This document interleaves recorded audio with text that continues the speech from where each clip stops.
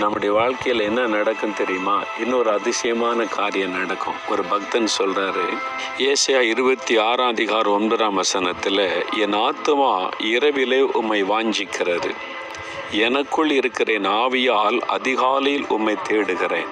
ஆண்டவரே, என் ஆத்துமா இரவிலே உம்மை வாஞ்சிக்கிறது, எனக்குள் இருக்கிற என் ஆவியால் அதிகாலையிலும் உம்மை தேடுகிறேன்.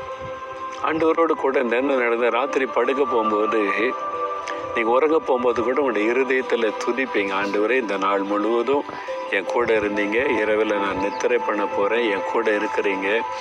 உங்களுடைய ஆத்மா வாஞ்சிக்கும். சில சமயத்தில் ராத்திரியில் அப்படி தான் படுக்க போகிறக்கு ஒரு சின்ன ஜெபம் பண்ணிட்டு படுக்கலான்னா ஜெபத்தை நிறுத்த முடியாது. அப்படியோடைய பிரசன்னை இறங்கி வரும், ஜெபித்து கொண்டே இருப்பேன். மணிக்கணக்காயிரும் சில சமயம்.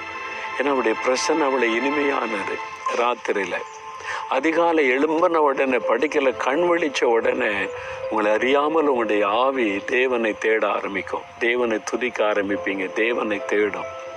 இயேசுவோடு வாழ்றதுக்கு ஒண்டர்ஃபுல் ஒரு லைஃபுங்க. அதை அனுபவிச்சா தான் தெரியும். ருசிச்சு பாருங்க, அப்போ தான் தெரியும்.